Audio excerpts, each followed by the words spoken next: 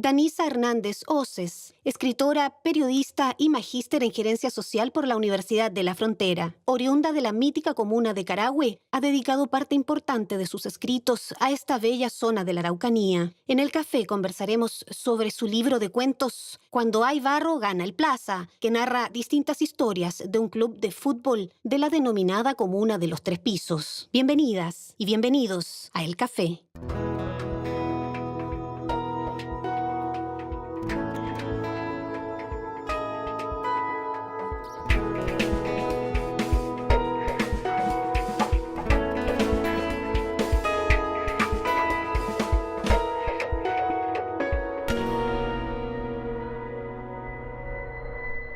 Bienvenidos a esta edición del Café.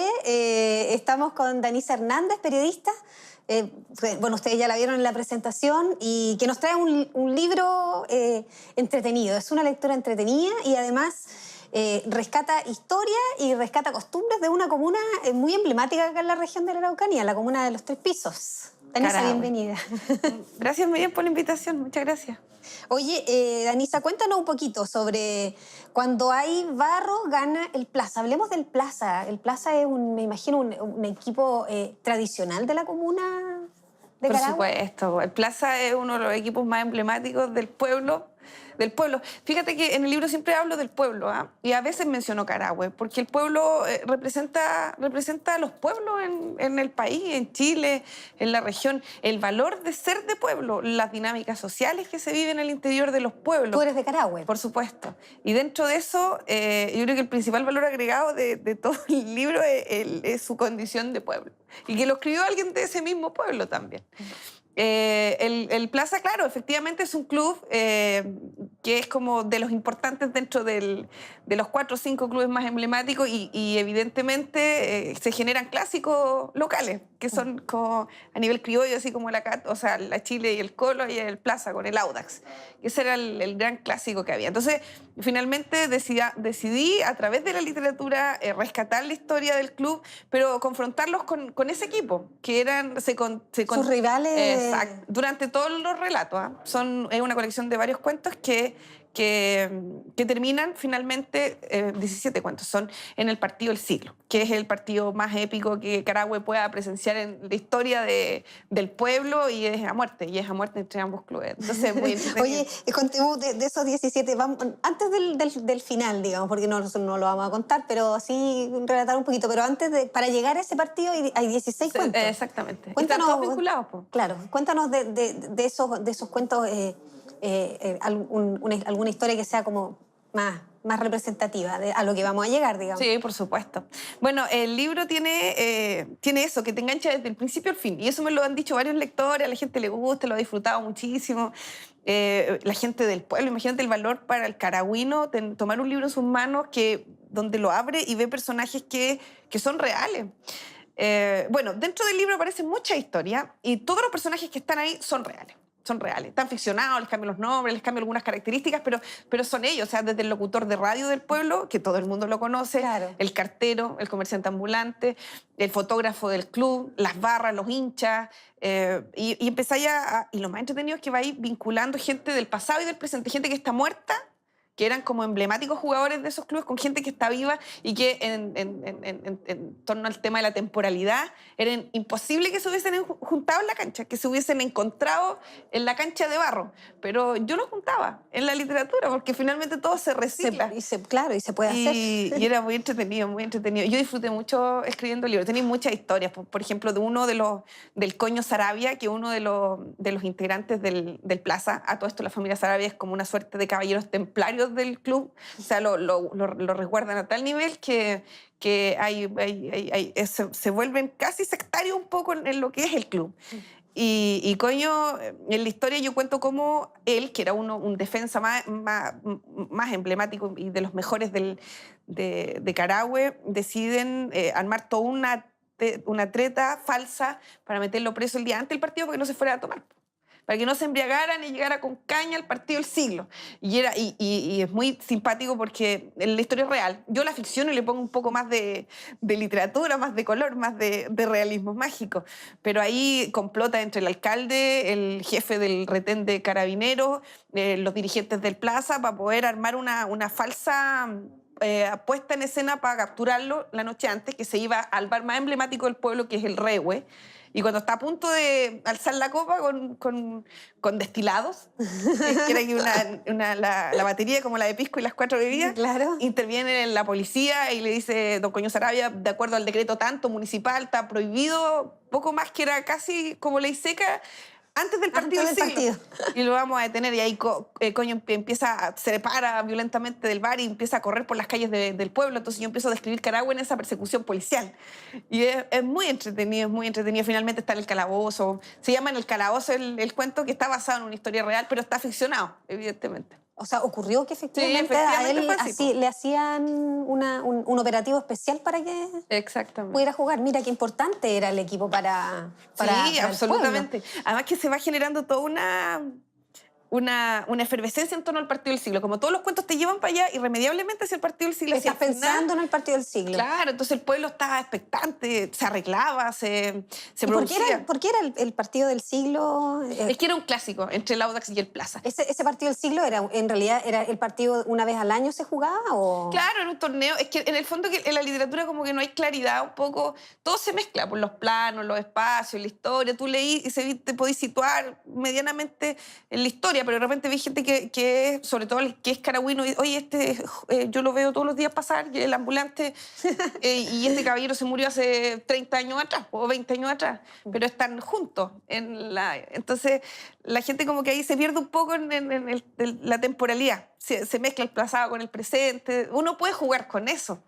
Entonces, el partido del siglo lo quise configurar en este escenario literario, ficticio, como el encuentro más grande que el pueblo pudiese vivir, y que el partido del siglo representaba no solamente un partido, sino que era como la vida en la cancha, era como el triunfo más grande del caragüino pobre, el caragüino que se crió en la cancha de barro, el caragüino que vivía en torno al estadio, porque hay hay familias, hay un espacio sociocultural súper potente en torno a la cancha de barro, y que claro, era como una muestra de que nosotros somos pobres, somos miserables, hemos sufrido, andamos a pata pelada, pero el partido del siglo hoy día nos reivindica como los jugadores más extraordinarios de la historia de Carahue. Entonces hay una mirada un poco épica también en torno al partido del siglo, y ahí se van generando muchas expectativas en torno al encuentro final. Oye, y el título cuando hay barro gana el Plaza es porque son resilientes los Sí. equipos allá, ¿o no? Porque, Lo que pasa, mira, o sea, cuando las condiciones son peores ganamos. ¿Es como el eso? nombre surgió al final. Y surgió de una manera muy simpática. Yo te voy a contar esta infidencia, ¿eh? Porque Ya. todo el mundo puede decir, no, es que fue de pronto una idea que surgió y fue muy creativa y todo, pero no. El nombre, yo tenía pensado ponerle al libro Viejo y querido Manuel Plaza, que es como el eslogan de cariño que tiene el club. Entonces ya estaba estábamos a punto de postular al FNDR, que era el proyecto que permitió financiar el libro. Y yo estaba ahí a punto de mandarla, y me acuerdo que estaba en Carahue. Estaba en Carahue un domingo, una cosa así, subiendo los antecedentes. Y en los pueblos, como suele pasar, se cae el internet, se cae todo. Entonces yo tuve que ir a un ciber. Ya. Y en el ciber llegué al ciber, que estaba a 2 ¿Tú lo cuadras. escribiste de la estando en cancha de barro. Carahue, viviendo? O? De todo un poco, pues, ahí en los ocios, ahí en los Ya. momentos de... Porque igual uno tiene que trabajar, comer, vivir, pero Claramente. en las noches, los fines de semana.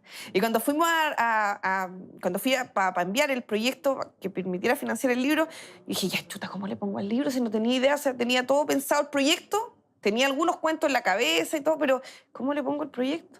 Y de repente le dije, oye, flaco, mira, tengo este problema, que era el tipo del ciber, que era del Plaza, además. Además.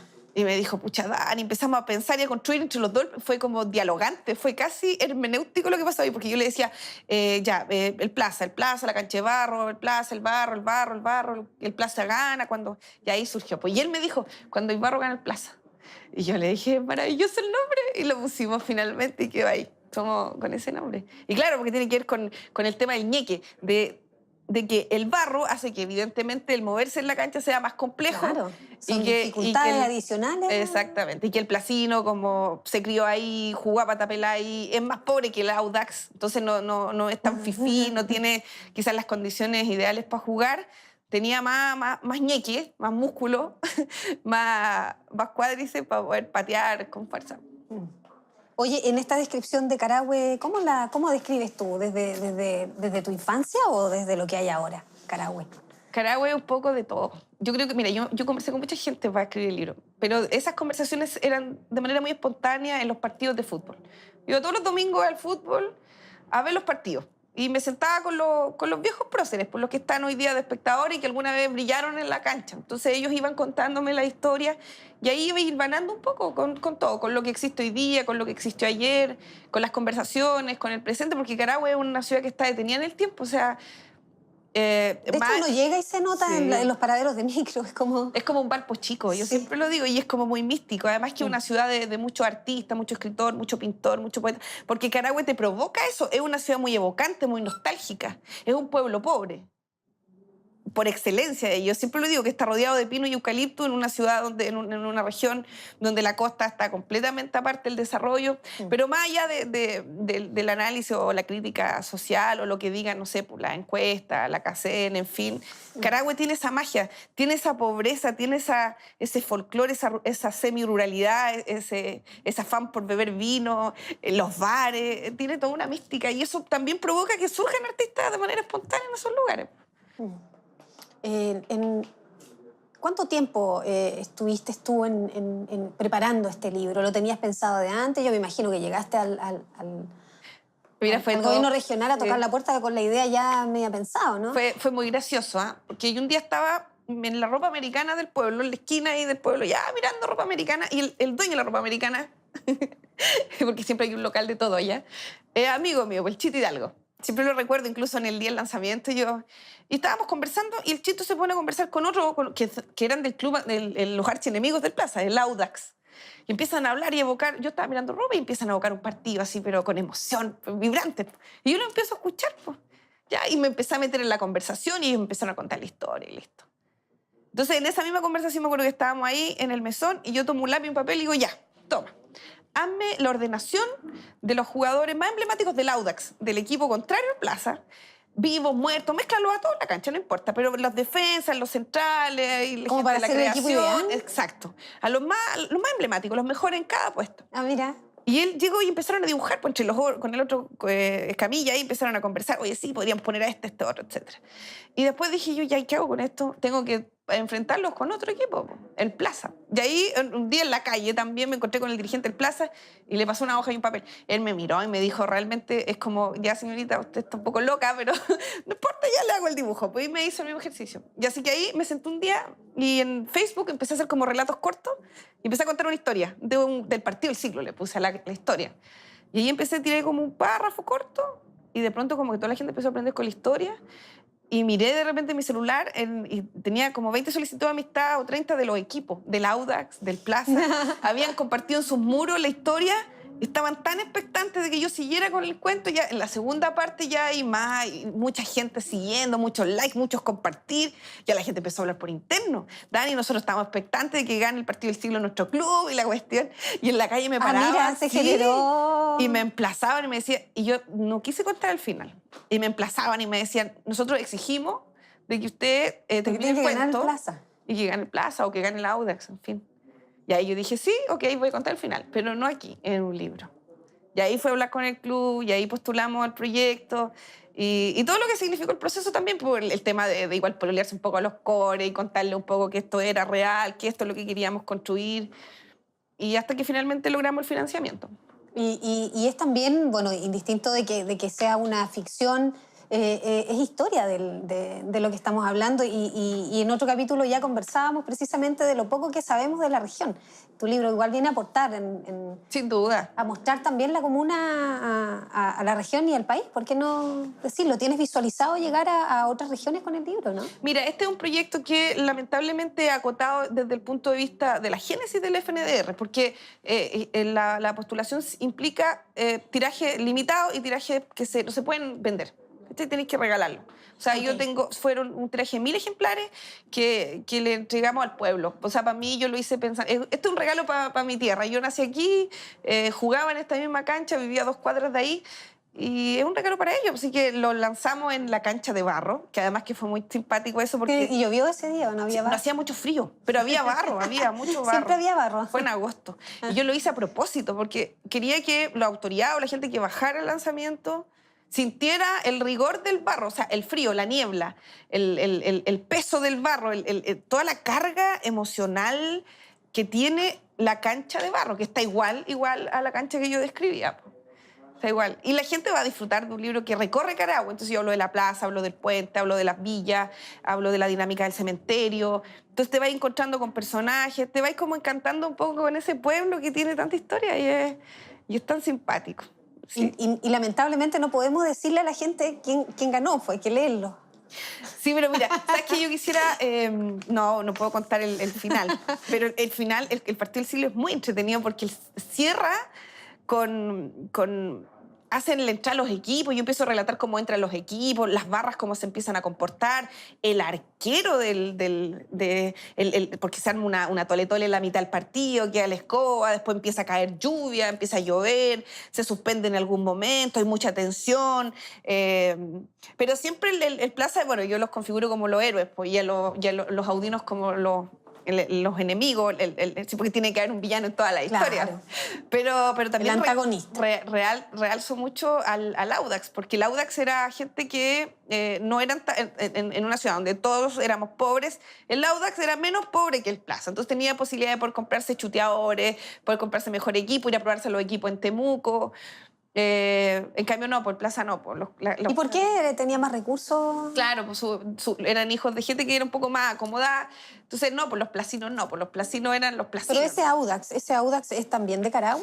Por supuesto, pues sí, el otro equipo... Son los dos grandes equipos que Sí, hay en la comuna. Oye, exacto. pero ¿y ese Audax está integrado por gente, digamos, o tiene los aportes que recibe son más importantes? Por eso es un poquitito más pudiente, Sí, ¿no? puede ser un poco más. Y porque la gente es del centro, del pueblo, no es de la ese es población. el equipo del centro. Claro, entonces no es como Y la el población Los Plaza Pinos. es- Claro. Entonces hay una lucha de ricos pobres, hay toda una pugna Claro. ahí.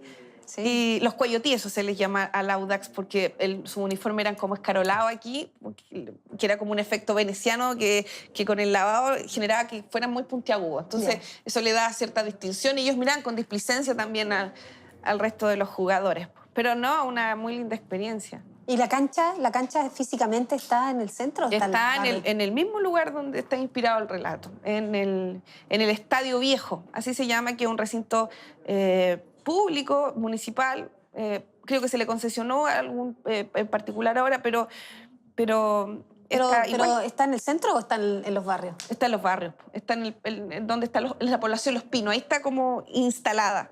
Y la población de Los Pinos es donde están todos los jugadores del Plaza. Ok. Y Los Pinos sigue de ruta porque la gente que conoce Carahue va a sentir que la cancha está ahí, el cementerio está un poco más allá, el río Dama, donde... Entonces hay varios cuentos donde yo rescato un poco todo. Como que voy hilvanando, no sé, literatura, entonces uno se da en la bola de repente y no... Como que escribe nomás. Ujú. Denisa, ¿este es tu primer libro? Es mi segundo proyecto literario.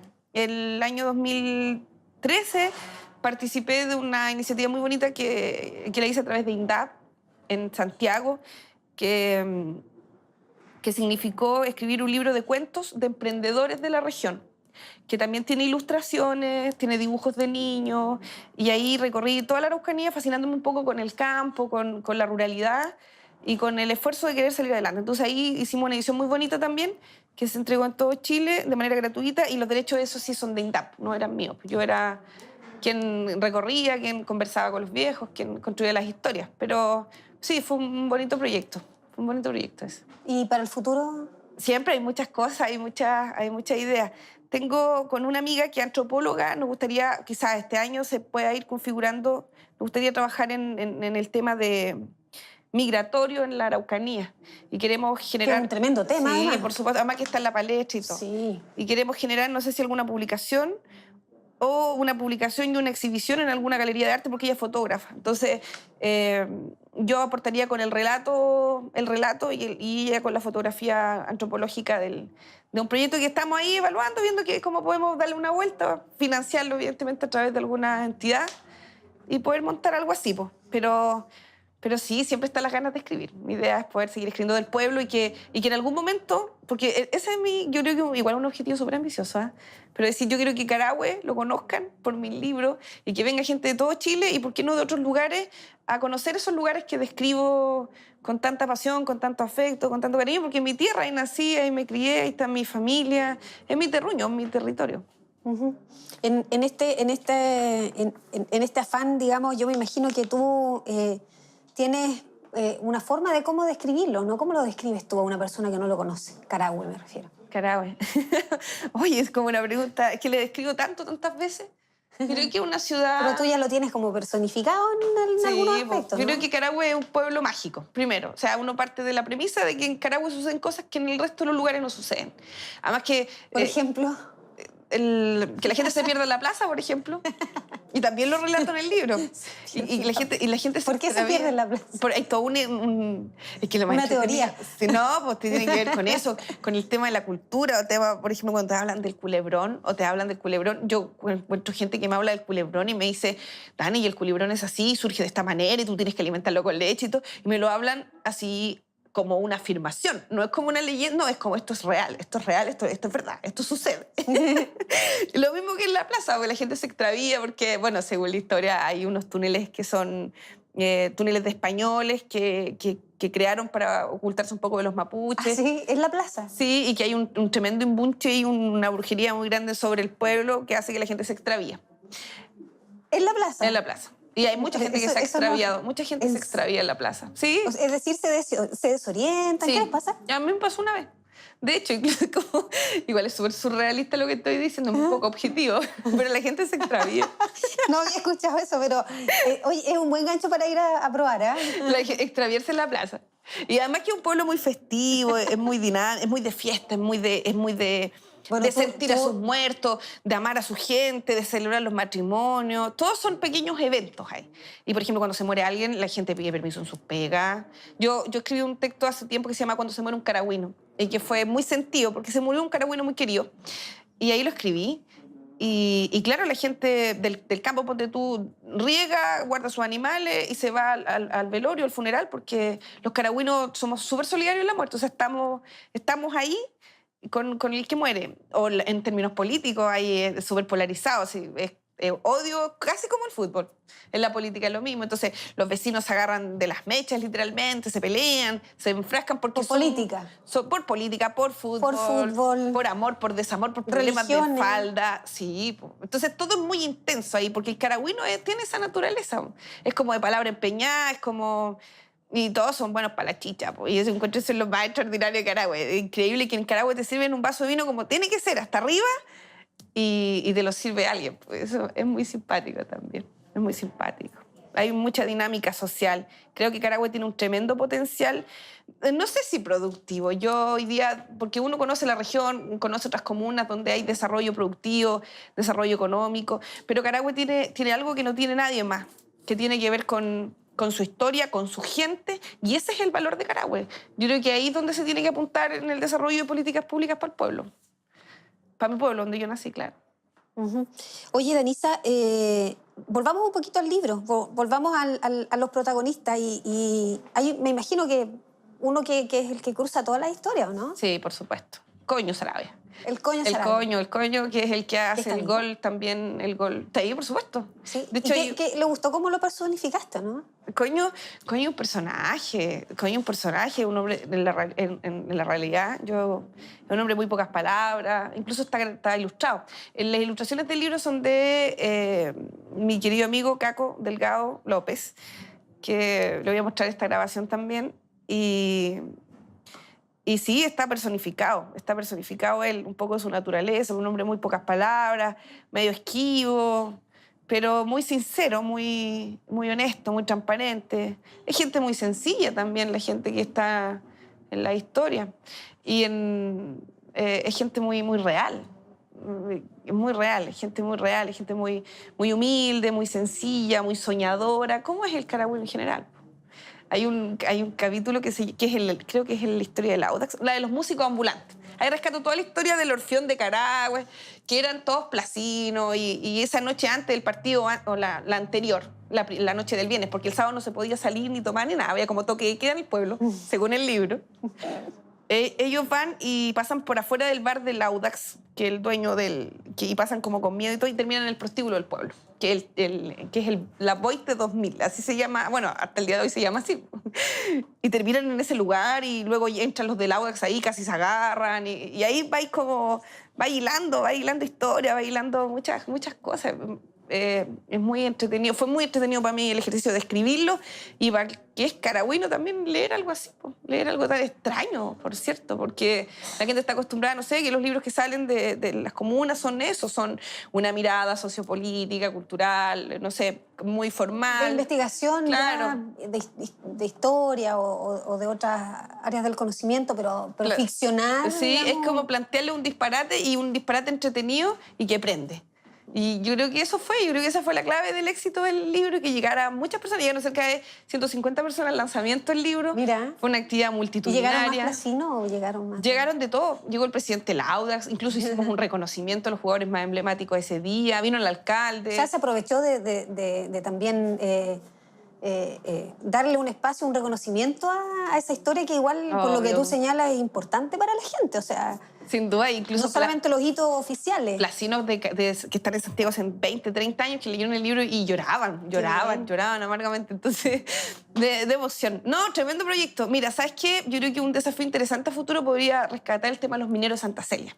Yo creo que ahí se podría configurar un relato entretenido, quizá una novela, en torno a las minas y todo lo que significó el apogeo de un Carahue que hoy día están... en ruinas, no desde el punto de vista del desarrollo, sino que un Carahue que tuvo un apogeo maravilloso con el vapor, con los trenes, y que de pronto con el puente y todo, ya se acabó todo. Entonces tenía una villa que está en ruinas, tenía una estación de ferrocarriles que ya no existe. Entonces tú vas ahí y es como que estás entre fantasmas y te dan ganas de revivir esa época de gloria. ¿Por qué no? Yo creo que es un desafío... para un próximo proyecto literario, de aquí a 1 año, 2 años puede ser, de escribir una novela y transformar a los mineros de Santa Celia como un eje esencial. Aparecen los mineros en el libro también. Hay un cuento que se llama La apuesta, no recuerdo muy bien, y es la apuesta que hace un minero que es real, que es Loco Mella, contra el tipo que los explotaba, que era el gringo en el relato. Y él la apuesta por qué va a ganar el plazo. Y esa apuesta la hace en un bar bien emblemático de Carahue que está cerca de la villa. Entonces... Hoy hay relatos en el ámbito de la minería de Carahue sobre la presencia de la colonia Dignidad, buscando oro precisamente en Carahue. O sea, es un tema que tampoco se conoce mucho, se ha leído más como reportaje así en profundidad, pero no en el día a día. Yo me imagino que la gente de Carahue debe haberla escuchado, la debe conocer. Sin duda. Y lo otro es que el tema del oro y la fiebre del oro que se provoca a través de las minas de Santa Celia es súper potente, porque yo he tenido la oportunidad de conversar con los mineros, incluso estuve guiando una tesis que hicieron en torno al tema de las minas de Santa Celia, y los mineros dicen que para ser minero no hay que ser ambicioso, porque si no la mina te come vivo, sí. Te come vivo, hay que ser soñador. Para ser minero no hay que ser ambicioso, hay que ser soñador, porque finalmente la condición de soñador es la que te permite estar 20 o 30 años con ese afán. Quizás vas a tener una vida miserable toda tu vida, pero no desesperar, en realidad, te permite ser soñador. El sueño de encontrar oro es increíble. Y bueno, la misión te mata. Y la gente andaba con oro en la calle, en el pueblo, o sea, la bajá pueblo, y ahí era el intercambio de las pepitas de oro por insumos, por ropa, por comida, por todo, ¿no? Y que hoy día la agrupación siga, yo creo que son patrimonio de la humanidad, los mineros Santa Celia, y ¿por qué no trascenderlo a través de la literatura? Danisa, te quiero felicitar. Estuvimos acá en el café conversando con la autora de Cuando hay barro, gana el Plaza. Aquí lo tenemos en pantalla. Totalmente decirle a la gente que hay que leerlo porque tenemos que saber el final, o sea, quién ganó. Y también porque es una interesante oportunidad para conocer una comuna de acá de la región de la Araucanía, que tanta falta nos hace ir conociendo nuestros propios territorios y su gente. La gente, bueno, la invitación yo puedo hacerles llegar, porque el tiraje era acotado y se repartió entre los ciudadanos del pueblo, pero sí pueden mandarme un correo a mi correo, danisahernandez@gmail.com. Que lo vamos a poner en pantalla. Con Z es danisahernandez@gmail.com y pedirme una copia en PDF. Así que yo les puedo mandar una copia del libro en PDF para que puedan tenerlo y leerlo en EPUB o en un PDF. Muy bien, ahí está apareciendo ya en pantalla el correo de Danisa Hernández para quienes estén interesados en que le llegue una edición en PDF de este libro y interiorizarse también de la comuna de Carahue, el pueblo de Carahue. El pueblo. Danisa, muchas gracias por acompañarnos. Bueno, antes de que te vayas, como siempre lo hacemos, vamos a regalarte un libro de Ediciones de Universidad de la Frontera. Muchas gracias. Para ti está cerradito, no, nadie lo ojeó, así que es exclusivo para ti. También tenemos un calendario que lo tenemos por acá, si me lo pueden alcanzar. Genaro Prieto, Obras Reunidas. Sí, para ti. Y también tenemos este calendario que siempre lo digo, es hermoso, es una linda oportunidad para conocer historia también de acá de la región. Tiene hitos del pueblo mapuche. Qué lindo. 2016-2017, así que va a estar vigente Maravilloso, gracias. durante todo este año. Lo voy a poner en mi casa allá en el campo. Danisa, gracias por acompañarnos. Gracias a la Biblioteca de la Universidad de la Frontera que nos brinda este espacio para poder realizar este espacio de conversación en el café en este caso, Danisa Hernández, periodista también de la Universidad de la Frontera y Ediciones Universidad de la Frontera, que nos entrega estos lindos regalos también para nuestros entrevistados. Será para una próxima oportunidad. Muchas gracias por acompañarnos.